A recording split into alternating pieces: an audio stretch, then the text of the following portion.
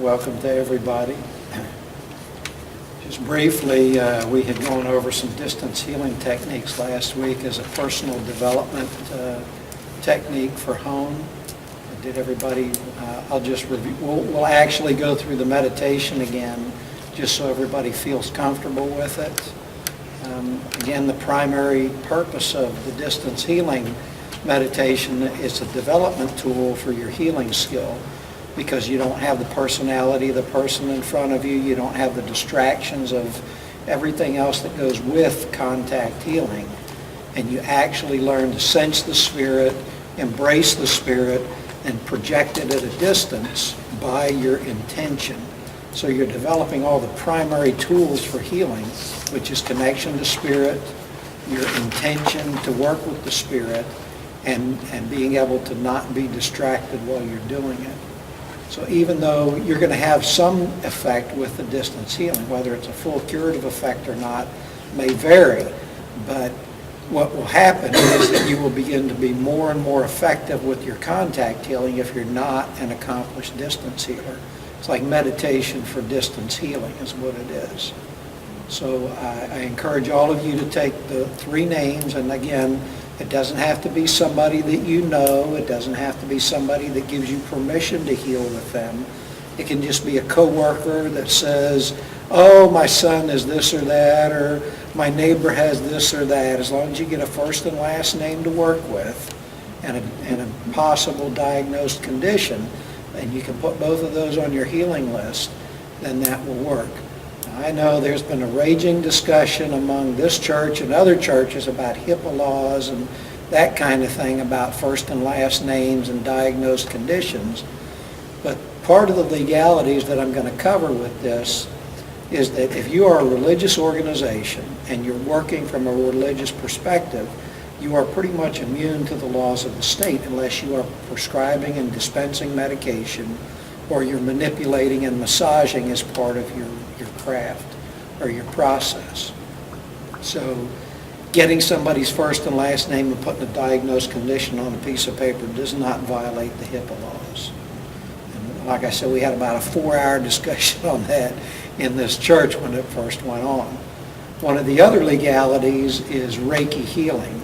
About 8 or 9 years ago, the Florida Regulatory Board issued a statement that Reiki healing was subject to their regulations and that you had to have an LMT in order to practice Reiki healing legally, and that anything that you did in the way of collecting funds was illegal unless you had an LMT to go with it, and that's licensed massage therapist is what that stands for.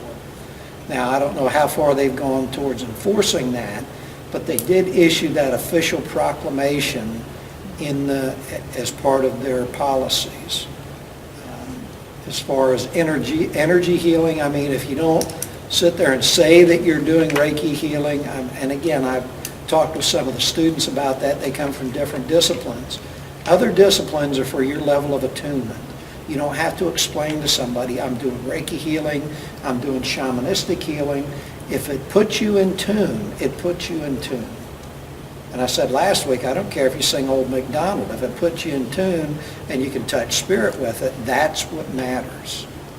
So I'm not demeaning Reiki healing or shamanistic healing, but as long as you're doing it connected with a church or religious organization, or you get a minister's certificate. Florida only recognizes minister's certificates as a religious denoting of who you are religiously.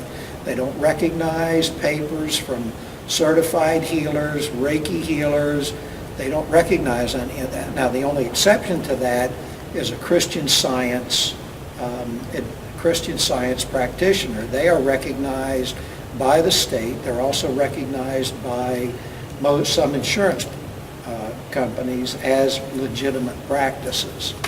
So again, you don't have to explain to people what you're doing. If you get you a minister's certificate and have that as part of your healing, however you get the minister's certificate, whether you want to go through the full-blown study of several years or you want to go to a weekend seminar, they're all looked on pretty much as the same. because what you are is what you are. It doesn't matter what certificates you have.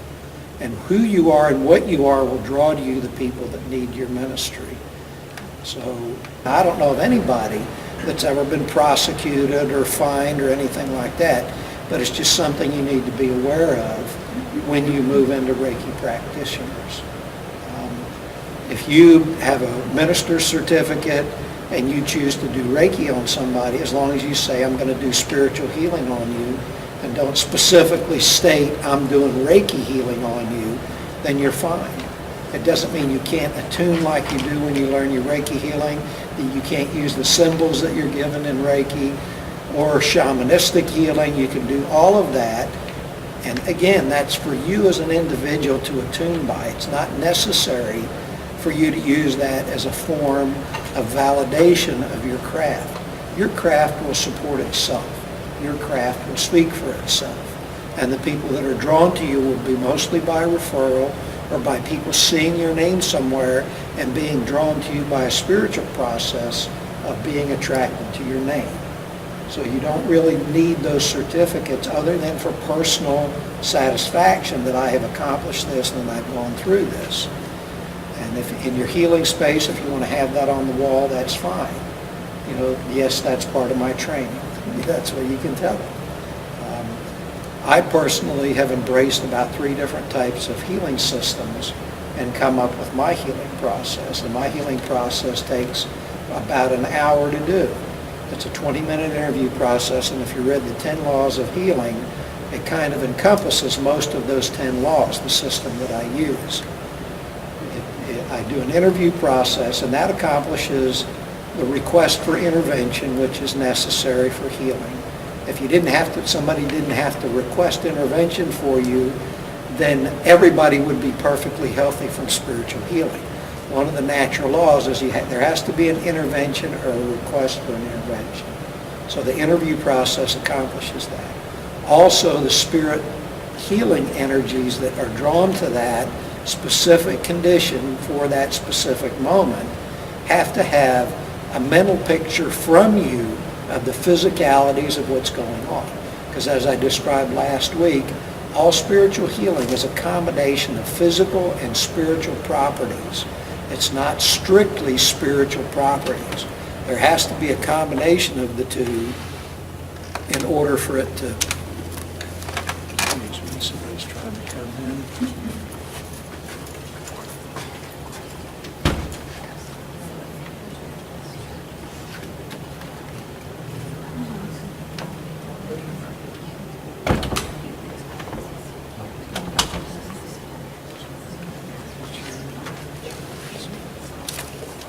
That's something that people tend to overlook, though, is the fact that spiritual healing is a combination of physical properties and spiritual properties.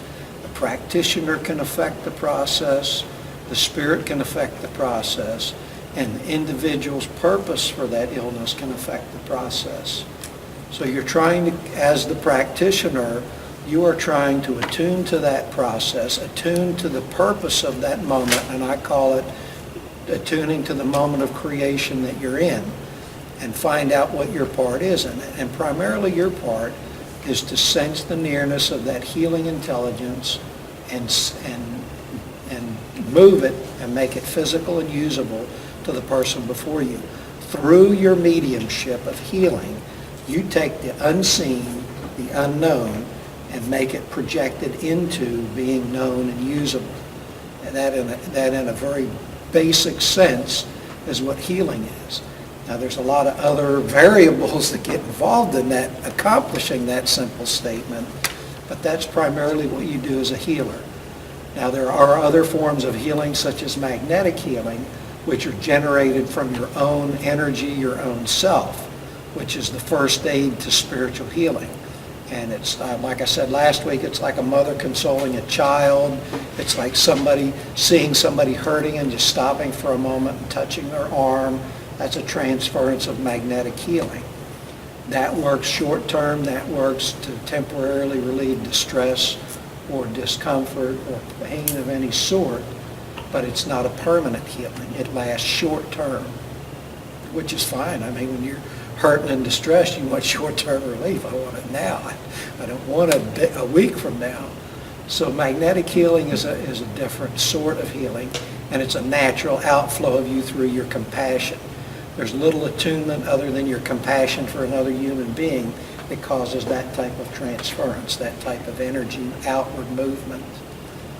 What we're trying to concentrate on in this class is attuning to the Spirit, operating within all the natural laws, and allowing curative effects to happen that would normally not happen without that process.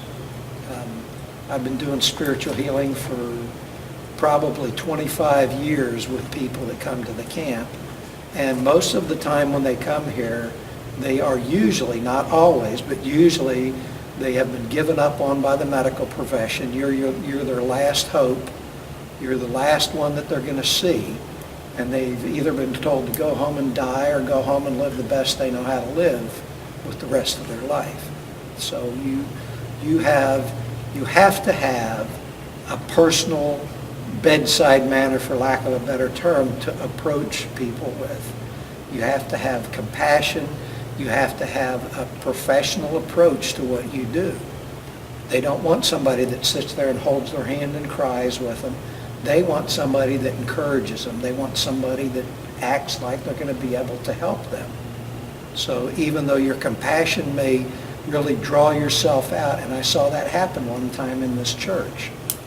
There was somebody who brought a child here, an infant, that had been going through chemotherapy for brain cancer. And this child had tubes coming out of its head, and it was just a really difficult sight to see. And it definitely tugged at your heartstrings.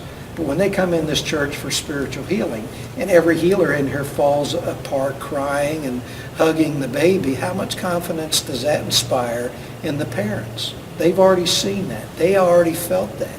They come here for encouragement and hope, not similar feelings that they've already felt. So despite your inner heart, you have to develop a professional approach, for lack of a better term, that still has compassion, but is controlled. That way you are able to help, you're able to encourage, you're able to offer some sort of hope to the person by your approach. And what I say to them when I speak to people is that after the interview process, that covers the need for intervention, the need for the spirit minds to see through your instrumentality, your senses, the specific details of what needs addressing. And it also addresses the person feeling like they've been heard. They feel like you paid attention to them. It makes that human-to-human connection that we talk about when we practiced contact healing last week. So there's a process that goes on with all of this. It's not sit down, I'm going to do what I know how to do. I'm a hollow reed here, and what happens, happens. People that are direly ill don't want to hear that. They want to feel hope. They want to have hope expressed to them by the person. So I generally tend to have an interview process. Then I explain to them what my theory of spiritual healing is. And as I've said, my theory, not the theory, but my theory is that all healing conditions attract attention from the mind of God, the creative spirit, whatever you choose to call the great spirit. It attracts attention from the mind of God. That God then sends a specific healing spirit to that condition for that person. And you, as the healing instrument, tune to that presence, tune to that spirit, and allow that spirit with its totality to move through you and connect to the person before you. You're passing the intelligence of the spirit, the personality of the spirit, for lack of a better term, to describe the individuality of the spirit. And you're passing the knowledge of that spirit into that person so that it can work with that person within universal and spiritual law. You'll feel things, you'll sense things, and it's nice to be aware of those things that you sense and feel, because it's teaching you as you work with them. The other thing you have to remember is that these spirits are not omnipotent. They're not all-knowing. They're not without, their limitations of how they work. So you have to continually reconnect to that spirit mind, pick that spirit up mentally, and we went through that last week about reconnecting to the spirit during the healing process, stepping it up one step with your mind, just saying, okay, let's pick the energy up.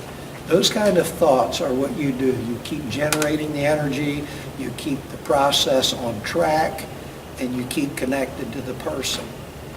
So that's basically what you do. And I don't care, again, I don't care what you say, how you move, as long as the system works for you. Whatever system works for you, you will use. And the systems, the modalities are like dancing to music. There's a lot of different dances to the same music, and it all works. It all works for the person that uses it. There's no one that's better than another. It's just like martial arts. It depends on the person and the personality as to which system works better with them, and it matters about their discipline and their dedication to the style, not the style. So remember that when you're working with this. You need to be connected, you need to be trusting what you do, and you need laws. This is just information that most of these will apply, but I don't believe that a patient to be healed must be in harmony with spirit, because how does an infant get into harmony with spirit? How does somebody in a coma get into harmony with spirit? There's other conditions that apply there that would not necessarily be true. So that would be my response to that. And my other question is, for instance, we have a family member that works with Betty, so he's in touch with her every single day. And she's going deeper in downward spiral into depression.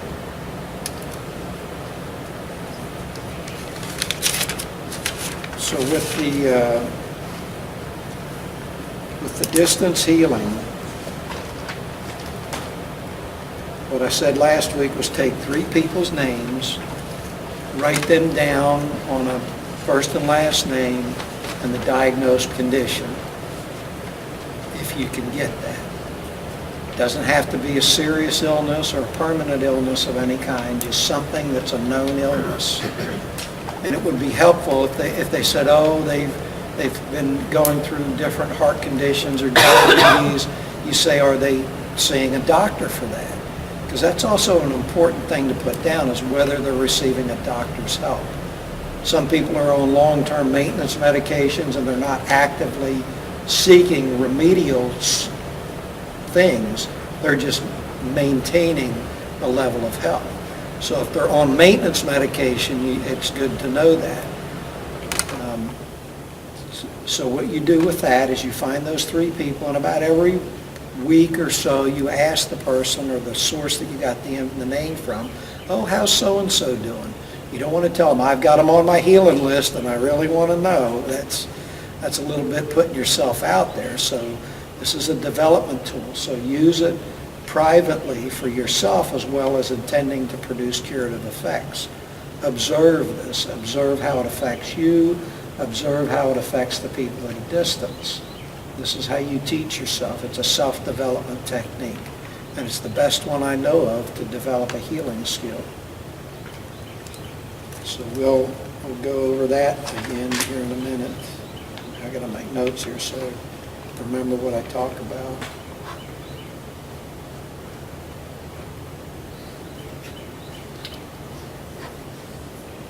Before we go into the distance healing process, I'm going to enter into the properties of the auric field. That is a much debated, contested, discussed philosophy. The theories of this range everything from it can be manipulated to it's strictly a mirror image of the person's inner conditions. The approach that I am using with this particular lesson is, as I've said before, you're teaching yourself an information system that your mind can be knowledgeable about.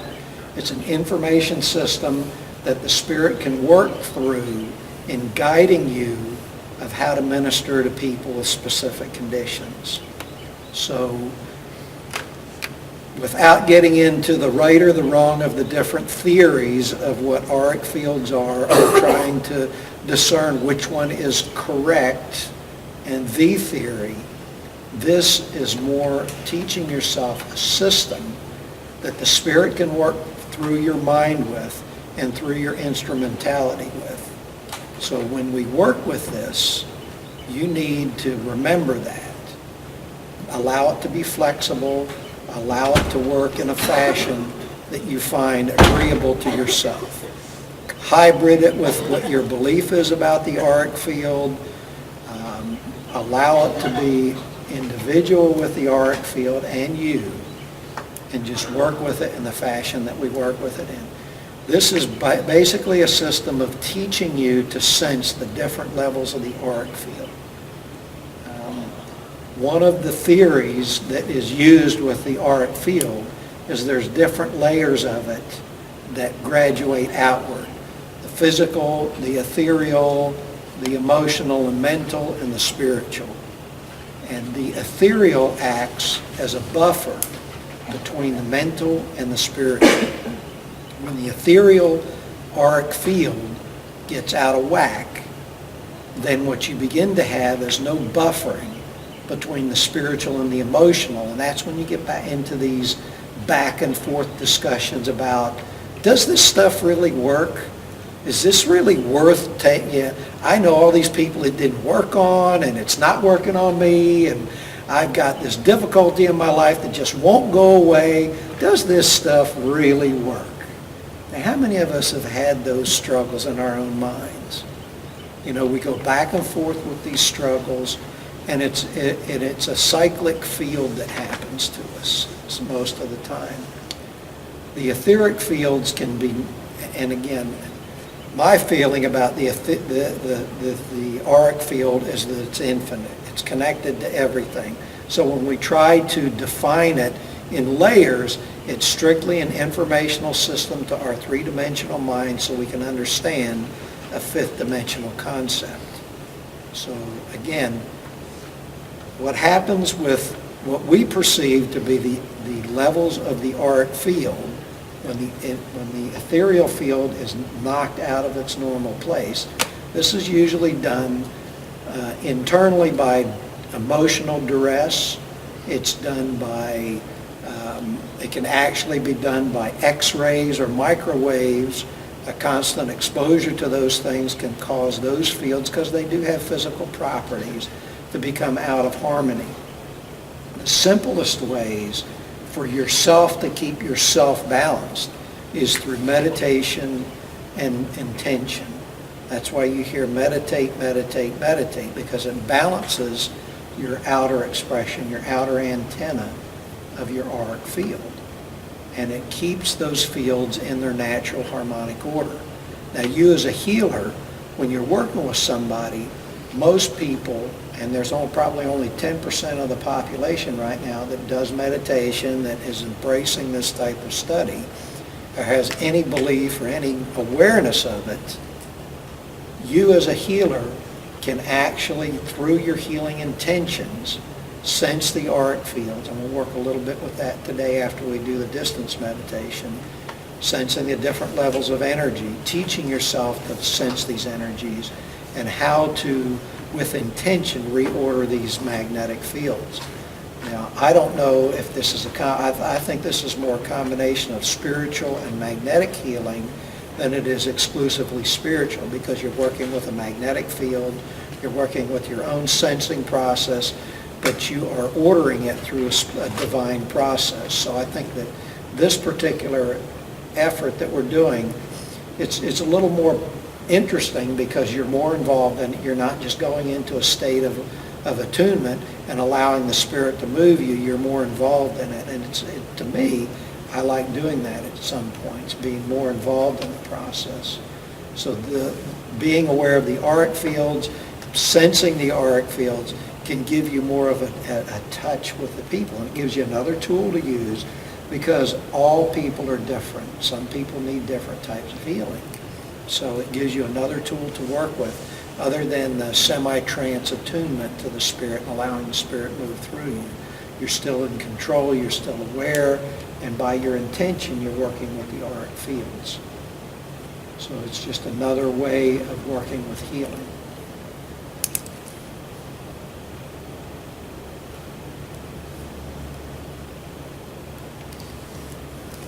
Any comments or questions? Either I'm real clear or I've lost everybody, so. I've got a question. You know, sometimes you hear about, oh, this person is in my personal space, you know, they were standing too close to me. People get uncomfortable. You know what I'm talking about? How does that work with this? Are they coming into one of these spheres? That, I would say, the term is dependent more upon an instinct, a human instinct, rather than, it can be an auric field issue, but when you feel that you're being invaded upon, that has to do with how your instincts are working with you, what you perceive a level of threat to be. And I would think that's more a physical instinct reaction than it is an auric field reaction. It's different with different people. Right. Because I can touch my husband and he doesn't mind. But you can't do that to a stranger. You're right in your space.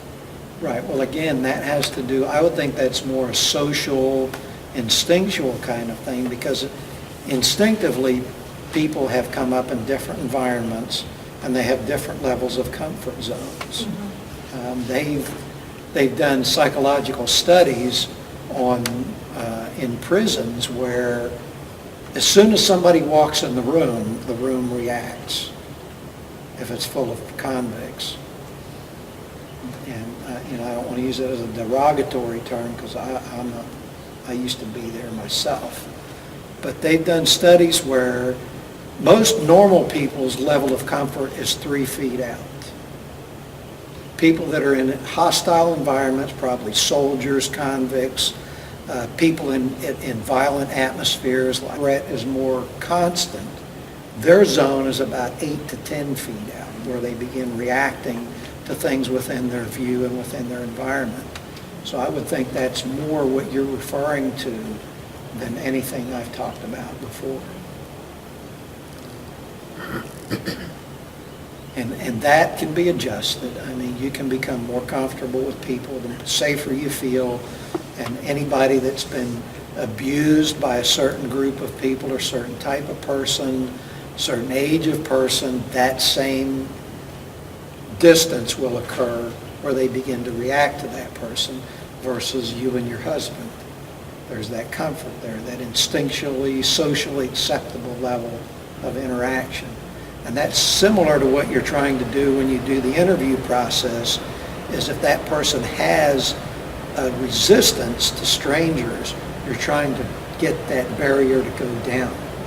And that would be more like what that law is talking about. The recipient has to be in harmony before they can receive healing. In a contact healing situation, they would have to be relaxed. They would have to be, to a certain extent, trusting of the environment they're in. So that, again, that goes back to the interview process. The second part of that process is where I do a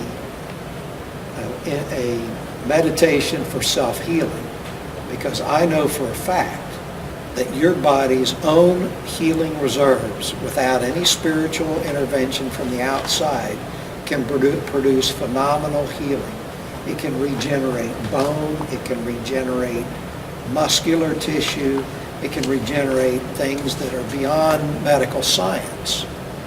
So I do a guided meditation for the person to get to talk to their mind, to communicate with their body's own healing reserves, and try to get the body involved in its own healing. The third portion of my healing process is where I do an actual spiritual healing, similar to what we're going to practice in the class.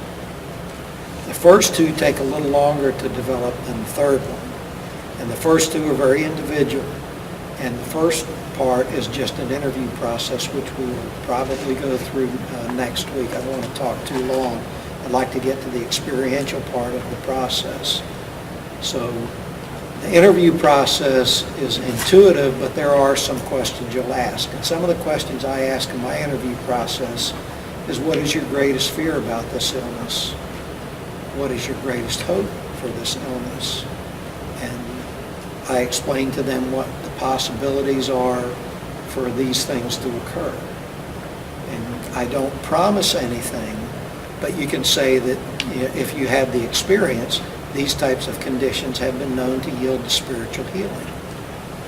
You don't have to say, I promise you're going to walk out of here a cured person. And you don't have to say to them, well, I don't know what's going to happen, but we're going to see. They don't want to hear either one of those because they're not going to believe either one of them. So you have to be honest about what you tell them. Spiritual healing has been known to yield, to have these conditions yield to them, and that's what we will attempt to do today. Keep the hope up, keep the positive approach up, but don't promise things beyond your ability to deliver, because then you get disappointed yourself. The worst thing you can do with this or any other development is to beat yourself up about something that appears to be a failing or not working that you've tried to do. A bad reading, a healing that seemed to have no effect. You have to have faith that you acted within divine order and that whatever you said, whatever you did as a healing was right for the moment. You may never see the effects of that. You may never have somebody come back to you and tell you that they're sorry what you told them did turn out to be true. You have to be connected to the Spirit, to the purpose of the moment, and trust that what you're doing is appropriate for the moment. The outer acknowledgement is nice to get, but it's not always an indication of what actually occurred. And I gave you the example last week of that lady who came to me for a healing up when I was staying up in Brigham Hall. She had COPD so bad she couldn't even walk up the steps of the apartment. So I had to stop every step. When she finally got inside, I don't know why I'm here. I'm here because somebody told me to be here, so I went ahead and did the healing on her. She got done. Well, I didn't feel anything, but she went up that hill like a shot without breaking a step. So what people outwardly acknowledge and what actually happens are many times two different things. And you have to have trust in what you do. Don't beat yourself up about something that appears to be failed, because that damages your faith in yourself. Always have faith in yourself. Always have a trust in what's brought before you to work with. Whoever comes to you, for whatever reason they come to you, has been divinely inspired to come to you for that moment. Whether it's a reading, whether it's a healing, whether it's just, can I sit down and talk to you for a minute? It's divinely inspired. And you, as an open-minded practitioner, a hopeful person, a kind person, have a role to play, have a part to play in that moment. And that's what you do with love and hope. So don't be distressed by the final result, because you may never know what the final result is. And speaking to people is just as much a healing as touching them or working with them, saying the right thing at the right time. Timing is everything with what you say. I remember I was lecturing one time. I worked with a group to stop drinking. And I was with them for about 25 years, and I used to go back into institutions and speak to people in institutions, prisons and jails, doing service work, speaking to them about stop drinking. And I was speaking at a convention one time, and a year later this guy comes up to me at another convention and he says, you know, something you said really changed my life. I said, really? I said, when did that? He said, about a year, 2 years ago. I said, oh, you've been sober since? He said, no. He said, I went back to drinking. He said, but I remembered something you said when I woke up one morning after a drunk. And when I remembered that and did what you said, my life changed from that moment forward. And I'm sitting there thinking, oh, wow. I said, what was it that I said? I'm thinking it's going to be some big quote out of one of the books or some great, philosopher that I quoted. And he said it was real simple. He said, you'd said, look at the big book that you get at the end of your treatment. Because at the end of treatment, you get this book, and everybody in treatment signs it with their phone number. It's like a yearbook graduating. And I said, take that big book in about a month and start calling people in it. And I said, you're going to be astounded at the number of people that have fallen back in that short amount of time. I said, call it and see how deceptive this thing can be to you, and you will be shocked You won't realize that you'll realize it's not just you. And that's what he did. And he said it changed his life because hardly anybody in the book was still sober. And it scared him. So you can say the most inobtrusive things, the most insignificant things that you think you say, and it can profoundly change someone's life. And again, I spoke to thousands of people in those forums. And that was the only person that ever came back to me and said something positive happened. You carry the message, you carry the energy, you react in the moment of creation as the best you can. And that's all that can be expected of you. And you know, build yourself up for doing that. Don't knock yourself down because of the results. Numbers don't mean anything, intention means everything. So be positive, be hopeful, because the outer results are always going to be up and down. And they said, be careful about taking credit for the successes, because you're going to have to take credit for the failures too. So let it be what it's going to be. Realize the results are what they are intended to be, and that you have played the best part you know how to play while you were there. And with this craft, there's something that you always have to remember. Sometimes when you're really down and out about this, or really confused about it, the best exercise is to raise your hand up to heaven, incline it down, and pat yourself on the back. Because sometimes you have to do that to yourself. You know, credit yourself with your effort. And the last thing I'll say before we start working experientially is one of the responses I hate the worst when somebody tries to thank you or compensate you in some fashion for what you did. Oh, it wasn't me, it was Spirit. I didn't do anything. Part of that process that's trying to be completed is that person completing their relationship with you. They're trying to acknowledge a service received. Your response is, when they say thank you, is you're welcome. Not, oh, I didn't do anything, it was the great divine, and you know, I had no part of it. And you do have a part of it. You have sat in classes like this. You have done the mental adjustment to be able to transmit that energy. You have put forth effort, time, money, and intention to make that event happen. That's what they're thanking you for. Thanking you for being there. Thanking you for being who you are. You don't have to launch into a big discussion about what you're not. You know, accept it with graciousness.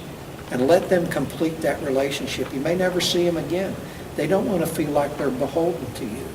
It's part of the ending of the process. So let that process be completed in a courteous fashion. Yes. I have more of a specific question. Do you have people sit in a chair? Do you have them lie down? I have them sit in a chair. I don't like the lying down thing. It's too many people feel too exposed when you lay them down. Not everybody, but some people feel a bit tense because they feel helpless. They feel exposed to a certain extent. Sitting up is much more of a agreeable position, but you want to have a nice chair for them to sit in. You don't want them to sit in a straight back like one of these wood chairs here. You kind of like them to be in a comfy chair that they can relax in a little bit. So, and the other thing about the healing space is keep to a minimum the religious artifacts that are in it. People tend to have an aversion sometimes to a lot of religious artifacts.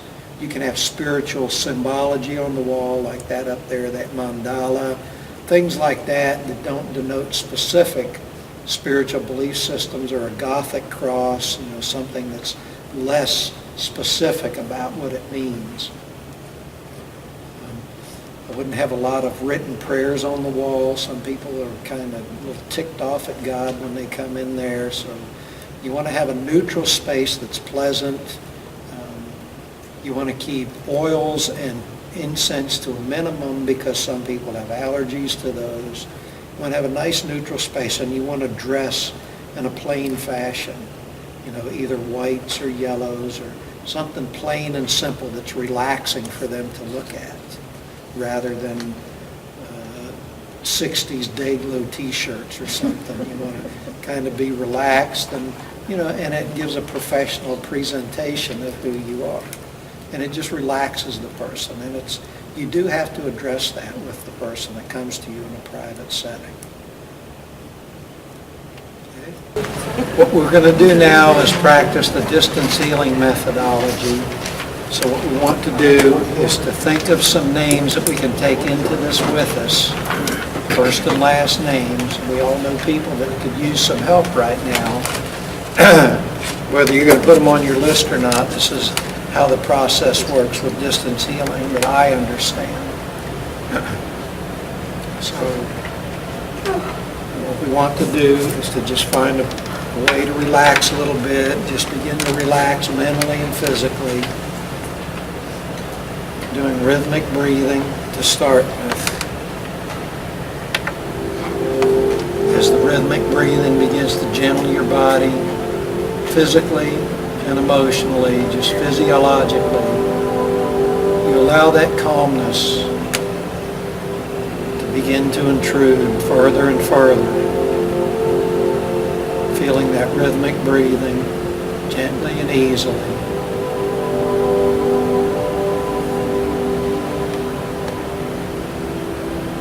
Feel that calmness begin to spread throughout your body. I want you now to see a color that you find pleasing in the middle of your chest, and it's like a round sphere of color there. This color that you find pleasing is going to be you spiritually. As you see that color that you feel is you, each breath begins to fan it brighter and brighter, larger and larger. As you begin to move the spirit you further outward until you feel yourself totally encompassed in a halo of this color, gently and easily, breathing it, relaxing with it, and allowing yourself to feel that total spirit that is you. Breathing it in, feeling that color penetrate every atom of your body, mind, and spirit.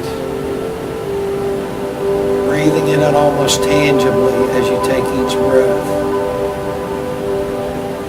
As you feel yourself beginning to move the spiritual you forward into awareness.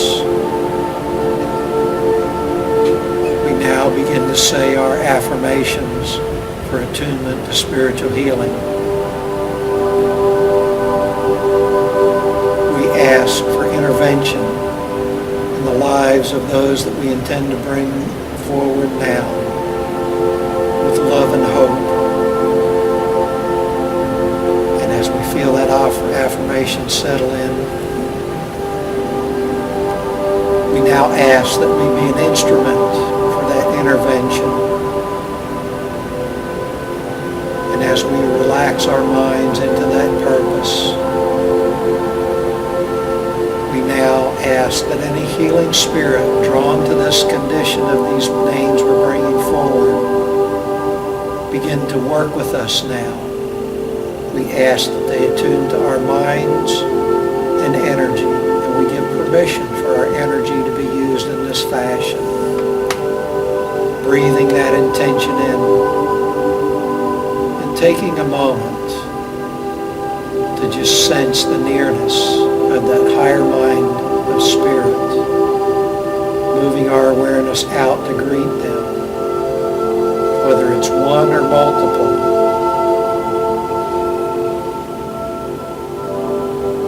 We begin to feel that drawing in, almost as if a new quality to the spiritual color that we are, vibrating it with gentleness, feeling a new peace to this halo of energy that we are,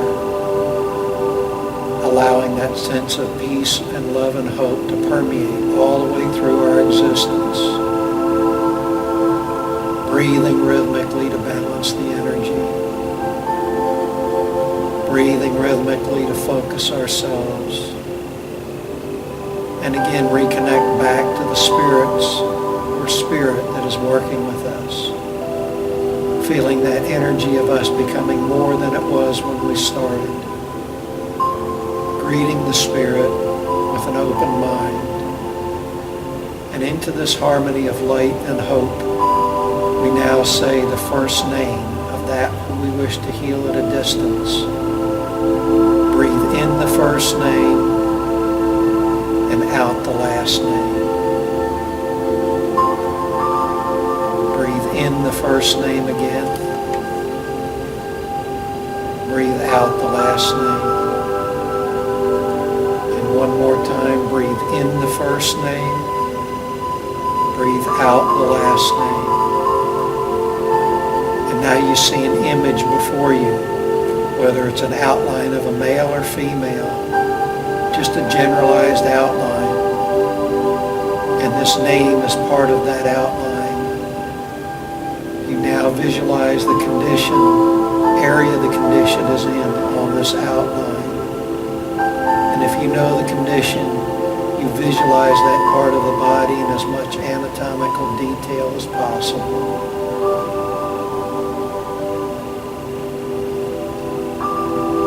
And you now ask the Spirit to move to this condition and this person. And you feel a gentle outflowing, a connection to the name and the image of the person. If you know the person's physical appearance, you can visualize that also. And as you feel that connection to them, you just feel this gentle flow between you and the person as the Spirit moves on this thought of connection. You'll feel a gentle flow of energy. Breathe rhythmically. Continually reconnect to the Spirit presence. And as this flow continues for a couple minutes, you begin to feel that sense of hope and joy being transmitted to that person. You begin to see the grace of God working with that person.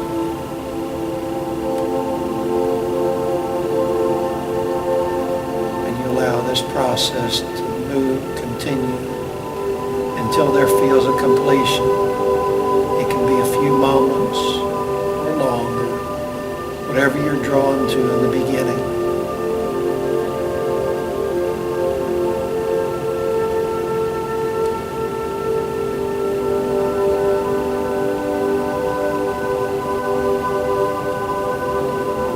As that connection begins to feel a sense of completion, you breathe and relax and clear your mind's eye. Into your mind's eye, you now bring another name. Breathe in the first name, out the last name. Breathe in the first name, breathe out the last name. Breathe in the first name, breathe out the last name. Visualize the shape of the person before you. If known, personalize it. If unknown, just see the general outline of the person, male or female. And into it you begin to see the condition that is beginning to seek help for. If it's multiple conditions, see one at a time. Visualize the areas. If it's emotional, see a cloud around the head. If it's physical, see it in as much anatomical detail as possible.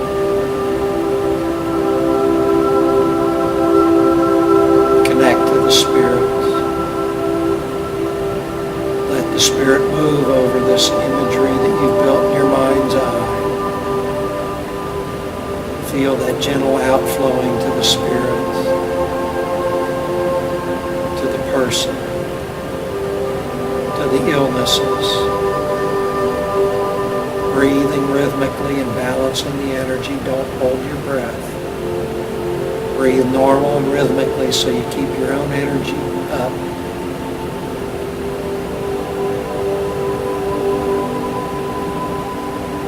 the flow of energy to the condition and the person and the name.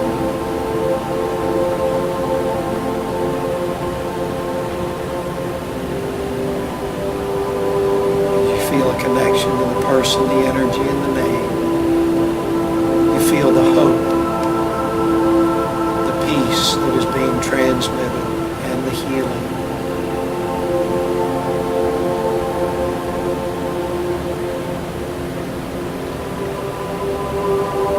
Feel this process as an outflow and a going to the other.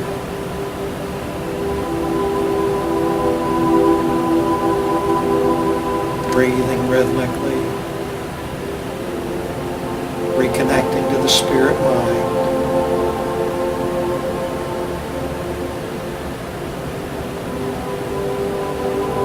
And allowing this process to work.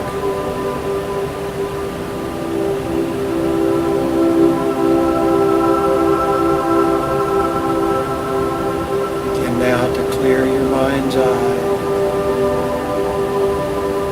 Perform a self-healing on yourself with the same process. In breath, your first name. Out breath, your last name. In breath, your first name. Out breath, your last name. In breath, your first name. Out breath, last name. Visualize the condition and an outline in front of you of a body similar to yours. See the condition and the location.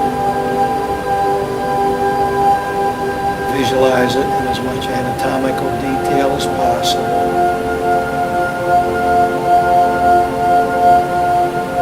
Feel the spirit mind connecting to your mind, going to that condition. Feel that flow from the spirit to the condition. Breathing rhythmically, balancing the energy, not holding your breath. Feeling that flow of healing to your own condition.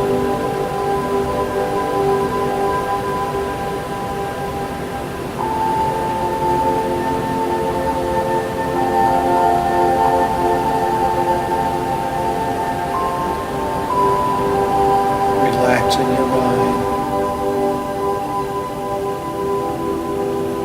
And now as we get to end the meditation, you thank the Divine Spirit for the gift of healing. You see the names again as rays of light connecting to them. Know that the Spirit that you've transmitted to them is staying with them and working with them.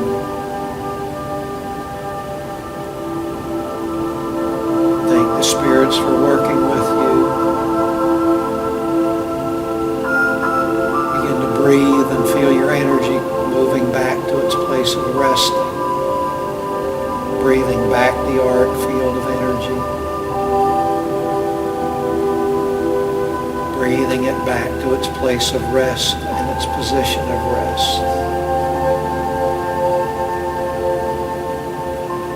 Beginning to feel the here and now. The chair underneath of you, the hands in your lap, the energy finding its place of rest within your body. Breathing rhythmically, taking your time, controlling the energy.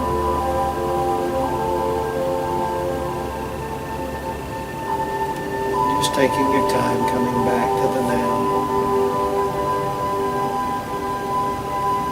Instead of opening your eyes all at once, just slowly blink your eyes, open and close gently. A gentle reconnection to the senses.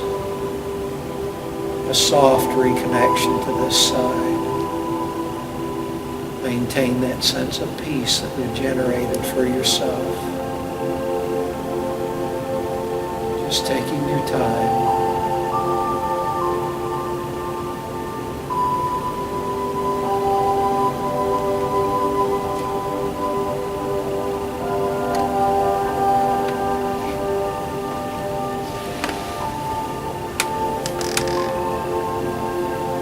feel the need, the desire, just gently coming back, taking your time.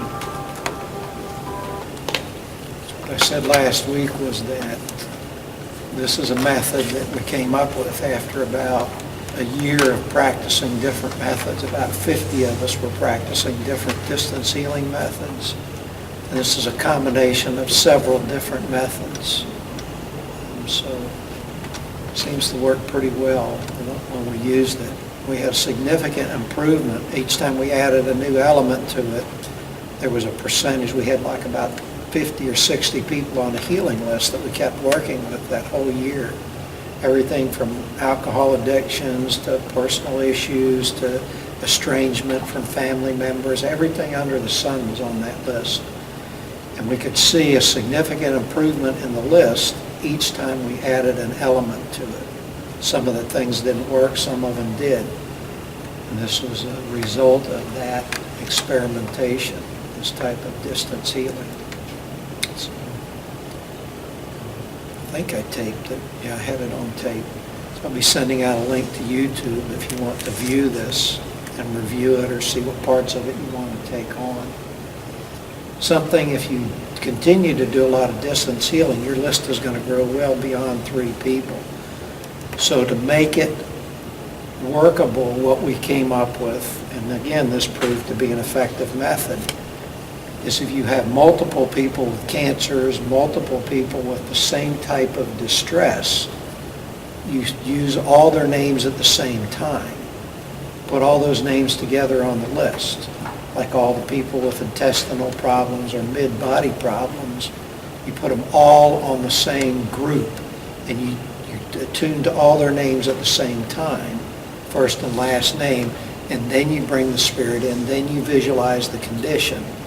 So you're sending that same vibration rate of healing energy to the entire group of people. And if you do this a lot, you're going to find that your list grows to 30, 40, 50 people. And you need to have a method that will allow you to be efficient with your time, because you can only hold this vibration level so long. If you were to try to do this individually like we just did it with 50 names, you'd run out of steam about a third of the way through them. So you have to be efficient with your attunement, and it works better when you do them in groups if you have a large list. So any questions about what we did, how we did it? Good. Again, I'm either crystal clear or I've lost everybody, so what to do.